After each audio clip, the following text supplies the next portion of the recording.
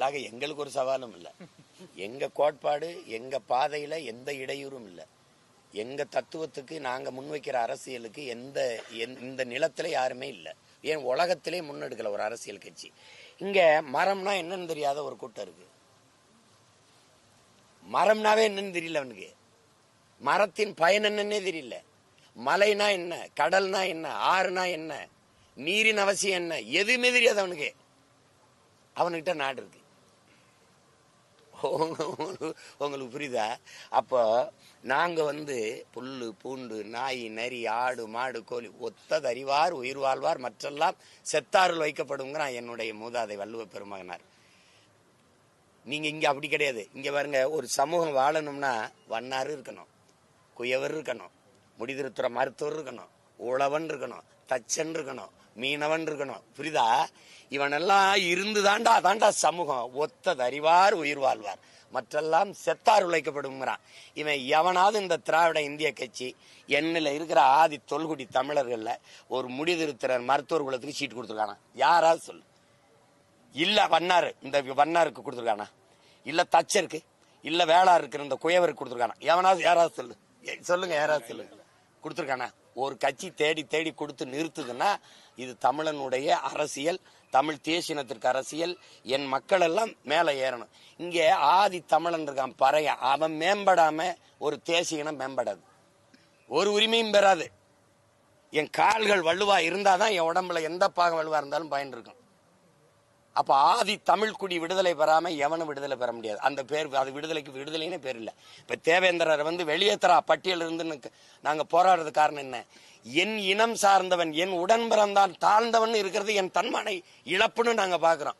ஏன்னா அந்த இடத்துல அவன் தாழ்ந்தவன் நீ சொன்னீங்கன்னா அங்க என் இனம் தாழுது, என் தமிழ் தாழுது, என் தமிழ் குடி தாழுது. அது என் தன்மானத்துக்கு இழுப்பு. தூக்குடா என்னடா நான் வச்சு தாழ்த்தப்பட்டவன், தூக்குடா. தமிழன் எவனுமே தாழ்த்தப்பட்டவன் இல்லைங்கிறதா எங்க நிலைப்பாடு. ஏன்னா தமிழன் பெருமைக்குரியவன். காரணம், தமிழ் பெருங்குடியில் பிறந்ததுனாலே அவன் பெருமைக்குரியவங்கிறான் என் தாத்தை புரட்சி பாவலர் பாவேந்தேன். அப்ப நான் பெருமைக்குரியவன். எனக்கு என்ன எஸ்சியில வச்சு சலுகை கொடுக்குற? உரிமை குடுறா. எஸ்சியில வச்சு என்னடா கொடுப்ப?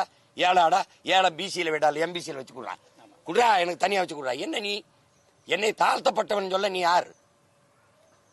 அப்ப நீ அப்படி ஒரு இது வருது இல்ல.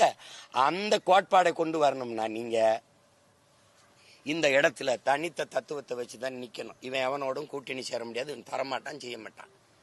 ஜெயலலிதாவாவது தாழ்த்தப்பட்ட ஒரு அருந்ததியரை குறித்து சபாநாயகராவது ஆக்குச்சு, அந்த அம்மாவாவது ஆக்குச்சு. இவன் இந்த திராவிட கட்சி திமுக தான் பண்ணிருக்கா?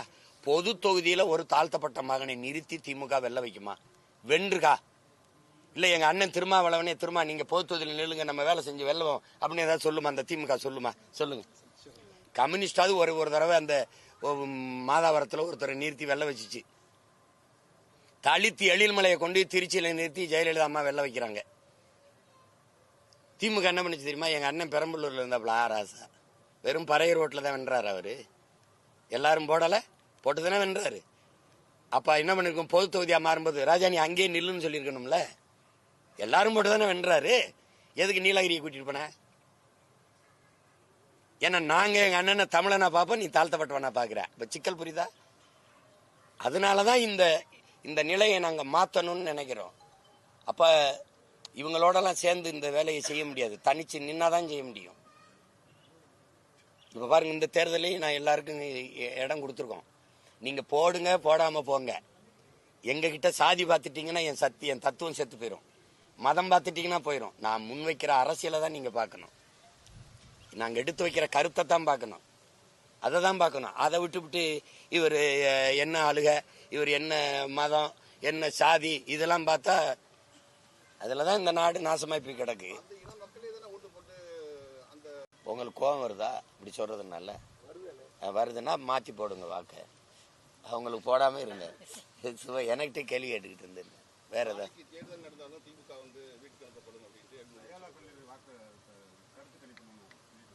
அதில் நான் எப்பவுமே கவனம் செலுத்துறது இல்லை, கருத்து கணிப்புலாம். போன தடவை நாடாளுமன்ற தேர்தலில் நான் 4 விழுக்காடு வருவேன்னாங்க, 8.5 விழுக்காடு வந்தேன். நான் போய் வழக்கா போட்டு நிற்க முடியும்? அதெல்லாம் எனக்கு எப்போ உடன்பாடு இல்லை. கருத்துங்கிறது எடுக்கிறாங்கல்ல அவங்க கருத்து, புரியுதா? எந்த கருத்துக்கும் வாக்கு இல்லையா ஐயா? காசுக்கு தான் வாக்கு. காந்தி இங்கே எந்த தலைவனுக்கும் ஓட்டு கிடையாது, உங்களுக்கு தெரியுதுன்னு நினைக்கிறேன். எங்களுக்கு போட்டதான் காசு இல்லாத வாக்கு. மற்ற எல்லாம் 500 1000 அந்த நான் தான் சொன்னேன்ல, இங்கே மதிப்புமிக்க ஒரே தலைவர் காந்தி தான், அவருக்கு தான் ஓட்டு.